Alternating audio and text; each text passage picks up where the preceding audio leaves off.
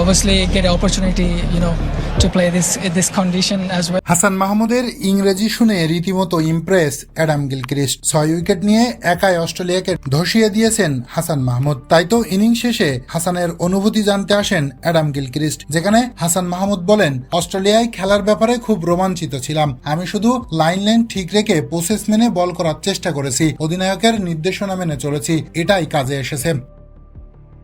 মাত্র 198 রানে প্রথম ইনিংসে all out Australia. Hasan Mahmud একাই নিয়েছেন 6 উইকেট। কেরিয়ার সেরা 6 উইকেটে 55 রানের বোলিং ফিগার হাসান মাহমুদের।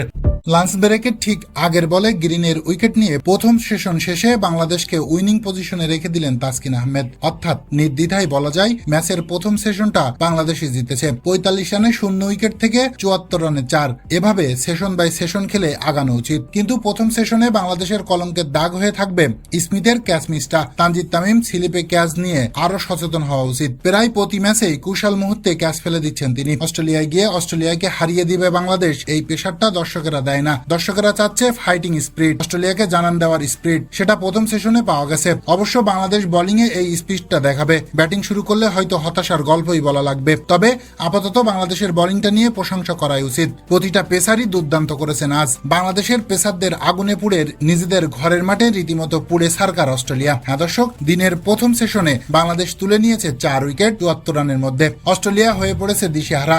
রীতিমতো অস্ট্রেলিয়ার টপ অর্ডারের কোমর ভেঙে দিয়েছে বাংলাদেশের পেসাররা, যেখানে সবচেয়ে বড় চমক হাসান মাহমুদ। ইবাদত হোসেন দীর্ঘদিন পরে এসে সেলুট দেখিয়েছেন। তাসকিন আহমেদও কম নয়, দেখিয়েছেন নিজের ঝলক, ফিরিয়ে দিয়েছেন ক্যামেরুন গ্রিনকে। এর আগে পরপর 2 ওভারে জোড়া উইকেট নিয়ে প্রথম 2 উইকেট তুলে নিয়েছিলেন হাসান মাহমুদ। আর অস্ট্রেলিয়ার ডেরায় তৃতীয় আঘাত আনেন দীর্ঘদিন পর টেস্টে ফেরা ইবাদত হোসেন। মার্শাল লাবুসেনকে রীতিমতো সেলুট দিয়ে পেভিলিয়নে ফিরিয়ে দেন এই বলার। 20 বল থেকে 1 রান করে লাবুসেন ফিরেন পেভিলিয়নে। তাতে অস্ট্রেলিয়া হারায় 61 রানের মধ্যে 3 উইকেট। এরপর তাসকিন আহমেদ। সবাই যখন উইকেট পেয়েছে আমি কেন নয়, তাই তো তিনিও দেখালেন চমক। লাঞ্চ বিরতি যাওয়ার আগে 22তম ওভারের শেষ বলে তাসকিন আহমেদ ফিরিয়ে দিলেন ক্যামেরুন গ্রিনকে। দুর্দান্ত ক্যাচ ধরেছেন মুশফিকুর রহিম। বাংলাদেশের উদযাপনটা ছিল বেশ। তাসকিন আহমেদ ভিন্নধর্মী এক অঙ্গভঙ্গি দেখান। তাতে ক্যামেরুন গ্রিন 13 বলে 13 রান করে ফিরে যান পেভিলিয়নে।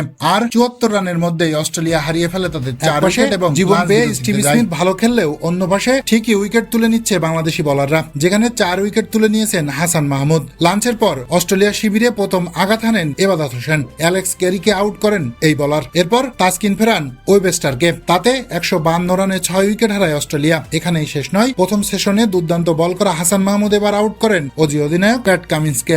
এরপর চা বিরতির আগে মিচেল স্টার্ককে আউট করে নিজের 4র্থ উইকেট পূর্ণ করেন হাসান মাহমুদ। তাতে 183 রানে 8 উইকেট হারায় অস্ট্রেলিয়া। 50 তুলে নিয়ে এক পাশে দলের হাল ধরে রেখেছেন এখনো স্টিভ স্মিথ। একটু একটু করে সেঞ্চুরির দিকে এগিয়ে যাচ্ছেন এই ব্যাটসম্যান। তবে 71 রানেই স্টিভ স্মিথকে থামান হাসান মাহমুদ। এবার আর কোনো সুযোগ দেয়নি বাংলাদেশ। স্মিথকে ফিরিয়ে নিজের 5ম উইকেট পূর্ণ করেন হাসান মাহমুদ। লুটিয়ে পড়েন শেষ দায়। এরপর অস্ট্রেলিয়ার কফিনে শেষ পেরেকটাও পোতেন হাসান। তাতে 6 উইকেট তুলে নিয়ে একাই অস্ট্রেলিয়াকে ধসিয়ে দেন এই বোলার। ফলে মাত্র 198 রানে অল আউট হয়ে যায় অস্ট্রেলিয়া।